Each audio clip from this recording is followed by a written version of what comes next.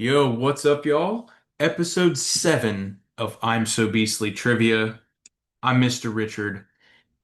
Last episode, we ripped off a beautiful set of questions on RuneScape, the greatest game of all time, of course. Um, and this episode, uh, I thought about doing this a couple days ago, and I just think it's cool. I mean, some of these questions will be definitely complicated, some will be more basic, but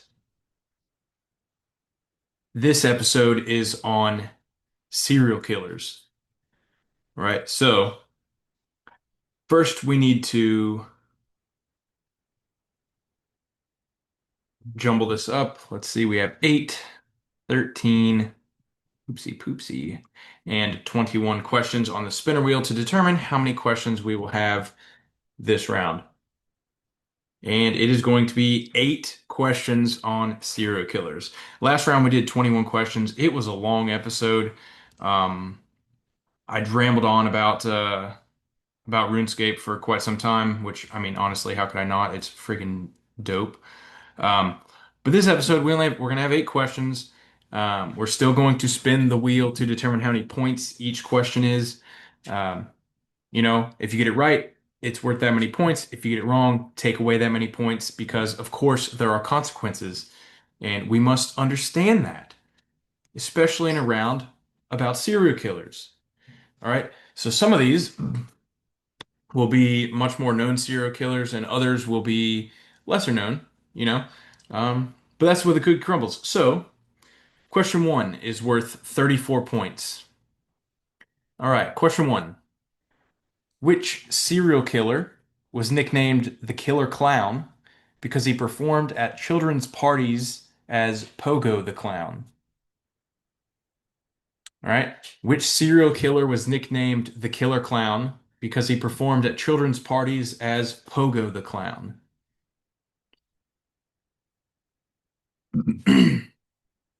Well, this is interesting. Um, so, despite his dark secret, this is a fun fact. I do have some of those listed. Despite his dark secret, he was once a highly active member of his local community and was even photographed with First Lady Rosalind Carter, which was the wife of President Jimmy Carter. All right. Okay. Question one. The serial killer nicknamed the Killer Clown was John Wayne Gacy. John Wayne Gacy. All right. Not to be mistaken for John Wayne, the illustrious cowboy actor. All right, question two.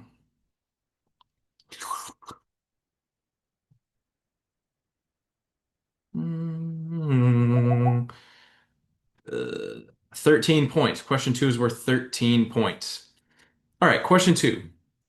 Which unidentified serial killer terrorized London's Whitechapel district in 1888? Which unidentified serial killer terrorized London's Whitechapel district in 1888? Very interesting that they never determined who this guy was. Okay. Um, but this is the fun fact. Case is credited with the beginning of modern era forensic science, as it was one of the first times police used criminal profiling. Interesting. And I have a criminal justice degree, so that is definitely interesting. And also, shout out to the thousands of listeners that tune in each episode. We thank you. We are grateful that you're here. Hope you keep coming back. But just a mid-round shout out. What's up? What's good? Pop, pop. All right. For 13 points, which unidentified serial killer terrorized London's Whitechapel district in 1888? That would be Jack the Ripper. Jack the Ripper. Jack the Ripper, also mentioned in Vampire Diaries, as determined to be the younger brother. What his name is, I cannot think about it, but I can see his face. But yeah, they mentioned that he was Jack the Ripper, that this vampire was terrorizing the town. Honestly, pretty dope mention. Excellent show. but go watch it if you haven't. But yeah, so Jack the Ripper. Question three is worth 21 points. 21 points. Uh, okay, this one's interesting. This is crazy. Question three for 21 points. Which serial killer claimed he was taking orders from a neighbor's dog named Harvey? Which serial killer claimed he was taking orders from a neighbor's dog named Harvey? Weirdo. And the fun fact about this, he originally told police the dog was possessed by an ancient demon, but years later he admitted he made the story up. Hmm. I wonder how anyone could have believed that he was taking orders from the dog. He may have actually been taking orders from the dog, but the dog may not have been giving him orders. The mind can do crazy things, but if he's making the story up, that also makes a ton of sense. A ton of sense. Ah, lovely. All right, so this weirdo right here, um, very good at what he did though. This weirdo right here named, okay, the serial killer claimed he was taking orders from his neighbor's dog named Harvey, was the son of Sam or David Berkowitz. Son of Sam or David Berkowitz. Either one of those would have worked. All right, man, serial killers are so fascinating. I wrote a years ago. I wrote a screenplay about a serial killer. All right, question four is worth 89 points.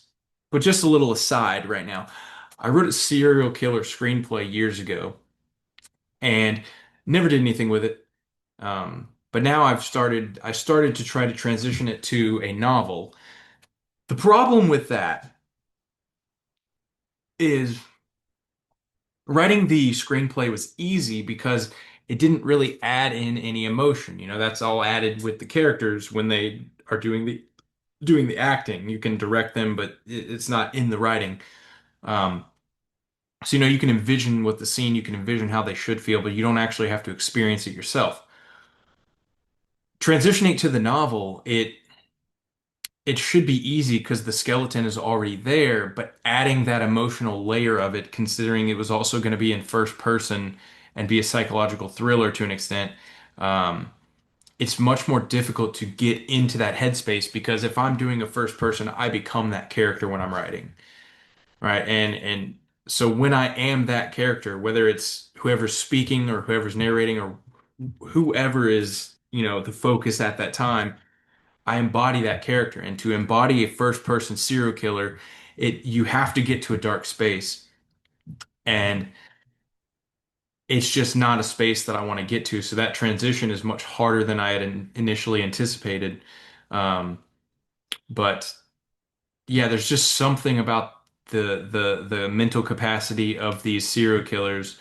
It's just it's different. It's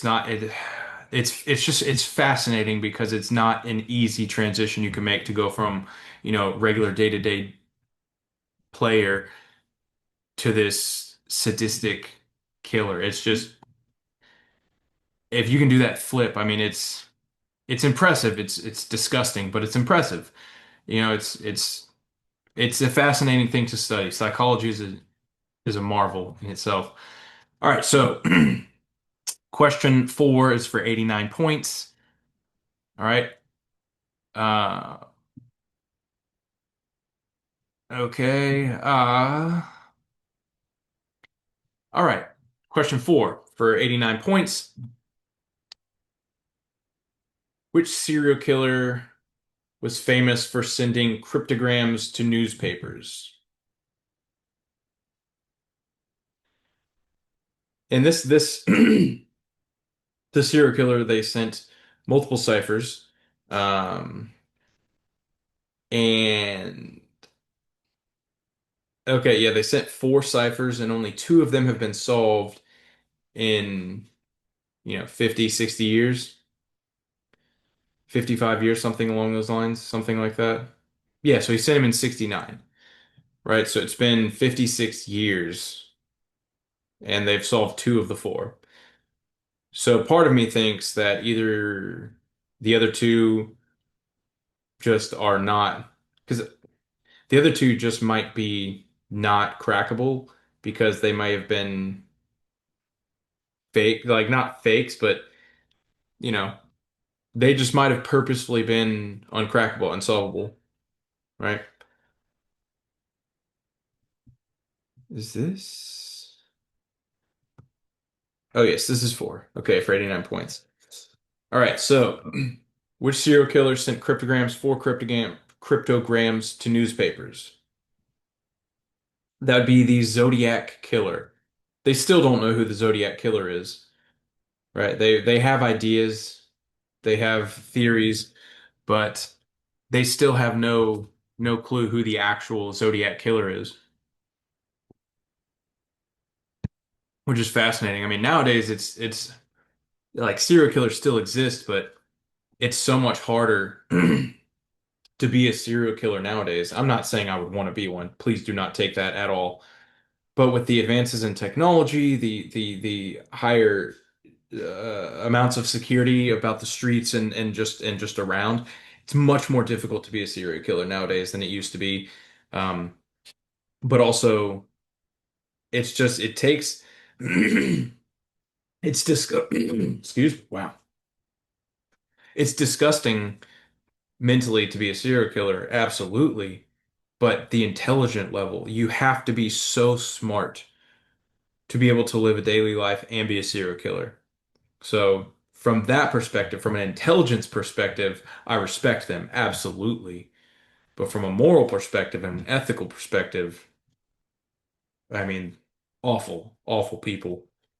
But wow, just it's such a fascinating concept indeed. But yes, the famous killer for sending cryptograms to newspapers is the Zodiac Killer. All right, question five. And this is it's an interesting topic. I'm going to probably ramble on a little bit. I mean, it's all right, this question five is for 1 point. Okay. All right, so this guy I'll probably give extra, maybe extra hints on. Um, so this killer was considered charismatic, and he did his dirty work in the Pacific Northwest, and he escaped from custody twice. Okay. Which killer was active in the 70s, known for targeting young women in the Pacific Northwest, escaped custody twice, and was known to be charismatic. Um, and this interesting fun fact, he actually served as his own legal counsel during his trial using his background as a law student. Not going to say that it worked because he did end up getting the death penalty and was later killed by electric chair, I believe. All right. So this charismatic killer, active in the 70s, known for targeting young women in the Pacific Northwest, and escaped from custody. That would be Ted Bundy. If I'm not mistaken, and I might be, but if I'm not mistaken, Ted Bundy also ripped through Florida State University, I believe. Yes, I think so. I believe so. I believe it was Ted Bundy, but movie that was made recently about Ted Bundy starred Zac Efron. I never saw it. I've seen a documentary about Ted Bundy. Actually, did I? I don't know. I think I saw it. I don't know. Just remember seeing Ted Bundy escaping out of the like prison lockup library or something into the woods and staying out there for a couple days before being captured. I don't know if it had documentary footage or real footage. I'm not real sure, but interesting guy nonetheless. All right, question six.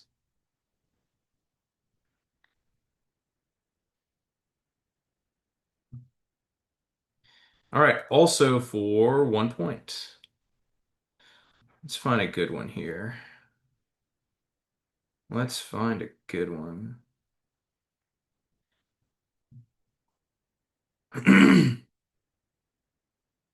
Okay, how about this? Question six. The film The Silence of the Lambs features the character Hannibal Lecter, who was the real-life doctor that inspired his refined personality.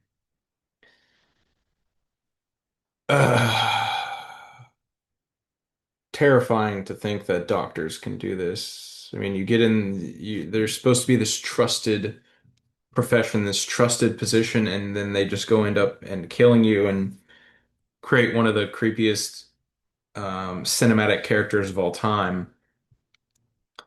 Um, I've never seen Silence of the Lambs, but from what I've heard, it's very unsettling. All right, the film The Silence of the Lambs features the character Hannibal Lecter, who is the real-life doctor that inspired his refined personality. That'd be Dr. Alfredo Bali Trevino.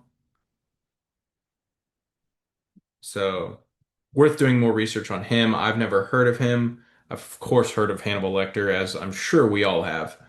Um, but Dr. Alfredo Bali Trevino is the real-life inspiration for Hannibal Lecter. Uh, And fun fact about this, the author Thomas Harris actually met him in a Mexican prison while he was working as a journalist. So he did have legitimate inspiration to the actual killer doctor himself. Man, people are crazy. People are crazy. Oh yeah, we got a banger right here. 233 points. Yes, question seven is worth 233 points. Okay, here's an interesting one. This one I can't believe that this is even a thing, right? Um, so question seven for 233 points. The Axeman of New Orleans famously stated he would spare any house where what type of music was playing. Right? The Axeman of New Orleans famously stated he would spare any house where what type of music was playing. So basically, if they weren't playing any music, he'd go ravage you. If you were playing a different type of music, he'd go ravage you. But if you were playing this style of music, he would let you free and just be chilling. All right. And perhaps this is actually how perhaps this is actually how New Orleans got synonymous with this type of music. All right, so question seven, the Axeman of New Orleans famously stated he would spare any house where what type of music was playing. That'd be jazz.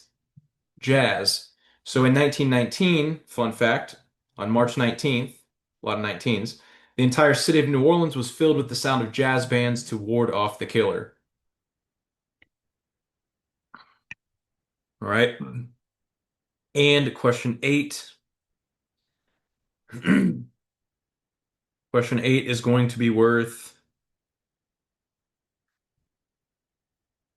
55 points. 55 points.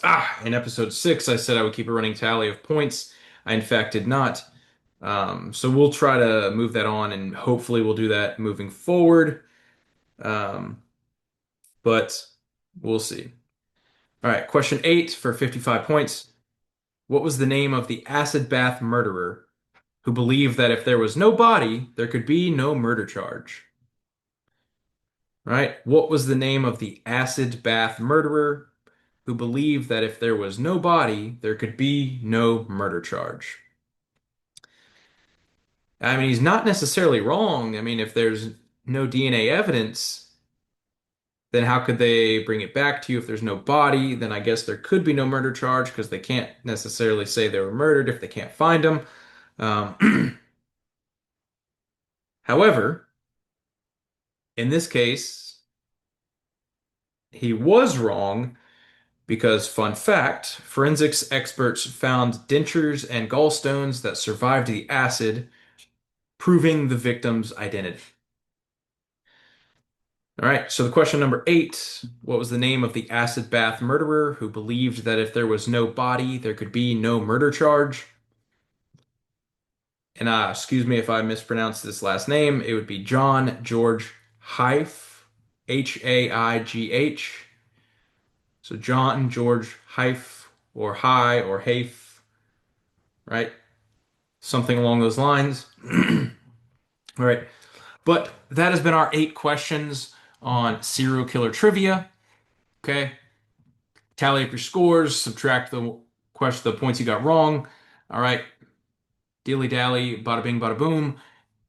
You know, talk junk to the people who got less points than you, or don't if you're, not that type of fella or fellow, guy, gal, whatever.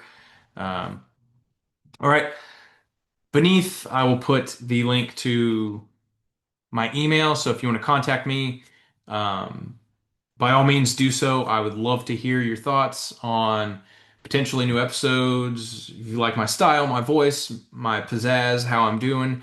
Um, I would just love to hear from you. Anything you have to say, I would love to hear from you. Thank you for listening. There will be a link to my both the books that I've written. And also, if you want to buy me a coffee, there's a link to that down low. If not, no worries. We still love you.